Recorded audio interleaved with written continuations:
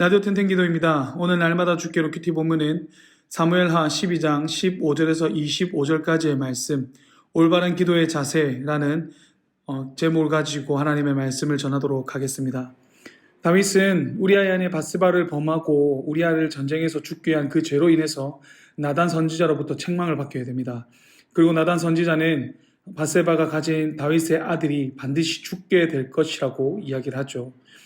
그 이후 바세바는 아이를 낳게 되는데 이 아이가 태어난 지 얼마 되었는지는 알 수 없지만 얼마 되지 않았을 그때에 심하게 앓게 됩니다.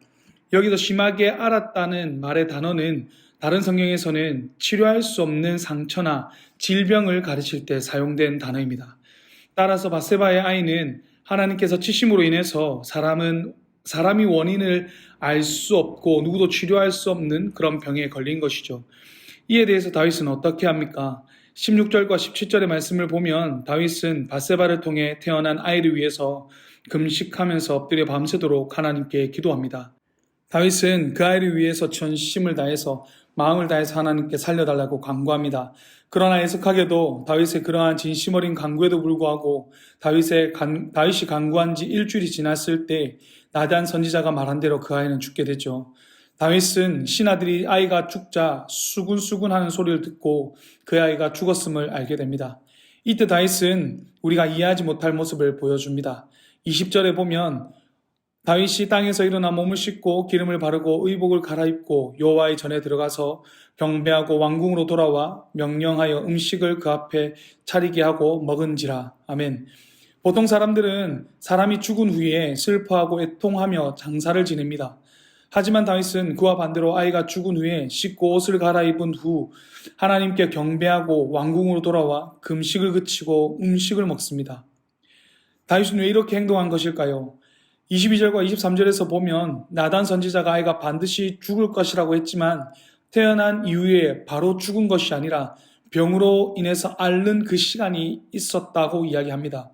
그렇기 때문에 그 기간 동안 하나님 앞에 자신의 잘못을 회개하고 아이를 위해서 간구하면 살려주시지 않을까, 하나님께서 살려주시지 않을까 하는 그 신락 같은 희망을 가지고 금식하며 밤새 기도한 것입니다. 그리고 그냥 기도한 것이 아니라 정말 하나님의 응답이 있을 때까지 일주일 동안이나 먹지도 않고 제대로 자지 않고 하나님께 구한 것이죠.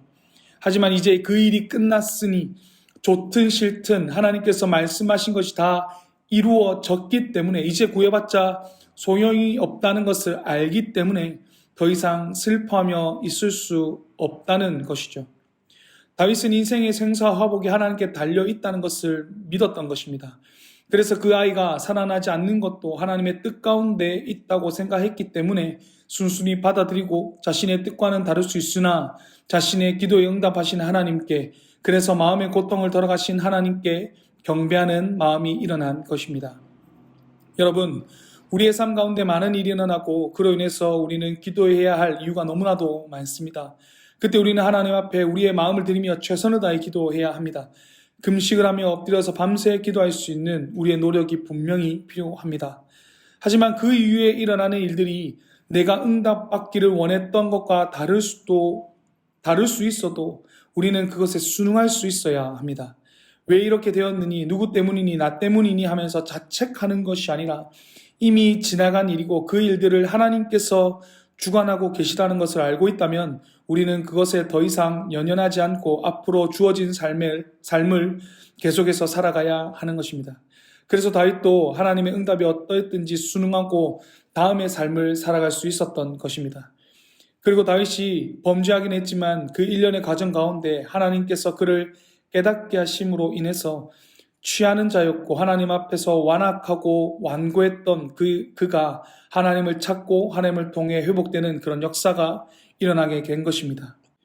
따라서 오늘 말씀을 기억하면서 우리가 정말 하나님께 구해야 할 때와 그렇지 않을 때를 구분하며 그 가운데 하나님께 전심을 다해서 구하되 그 모든 응답은 하나님께 달려있음을 깨닫고 살아가시는 저와 여러분이 되시기를 바라겠습니다. 그렇게 할 때 하나님께서 우리의 삶에 계획하신 그 모든 것이 우리의 삶 가운데 이루어지고 우리의 삶은 하나님을 위한 삶이 될 줄로 믿습니다. 첫 번째 기도 시간입니다. 받은 말씀과 개인 기도의 제물을 가지고 함께 기도하는 시간입니다. 이 시간 다 함께 마음을 모아 주님 앞에 기도하며 나아가겠습니다. 기도하시겠습니다.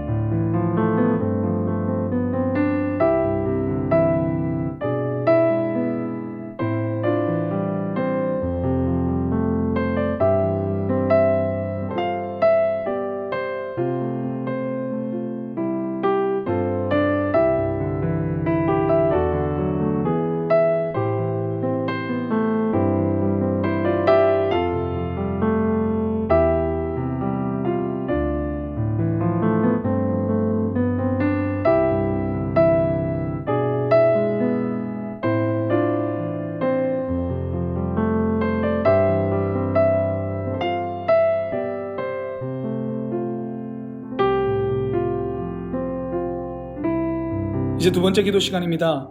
오늘 함께 나눈 말씀처럼 하나님께 우리의 그 마음의 소원을 구하며 전심을 다해서 정말 마음을 다해서 구하며 나아가되 그 모든 일을 주관하시는 분은 하나님이시라는 것을 우리가 깨닫게 도와주시옵소서. 그래서 하나님께서 어떤 응답을 주시든지 그것에 아멘하며 순종할 수 있는 우리가 되게 하여 주시옵소서. 그렇게 우리 한번 기도하며 나가도록 하시겠습니다. 기도하시겠습니다.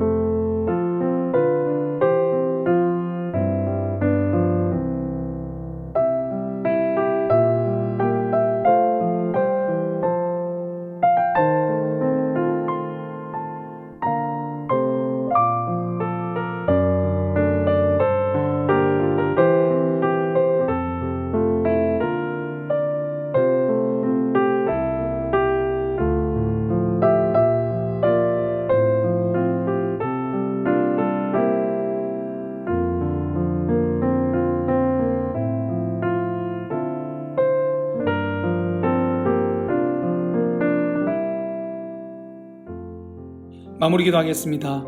사랑과 은혜가 풍성하신 하나님 아버지, 오늘 이 시간 저희들 함께 말씀을 나누게 하심을 너무나 감사드립니다. 하나님께서 저희의 삶을 주관하시고 저희 삶 가운데 역사하고 계시는 줄 믿습니다.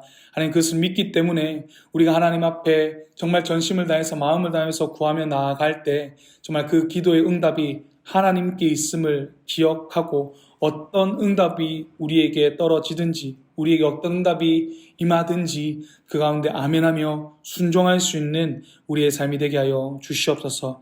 언제나 함께하여 주실 줄 믿사오며 귀하신 예수님 이름으로 기도드렸습니다. 아멘. 이제 각자 개인적으로 기도하시겠습니다. 평안한 밤 되십시오.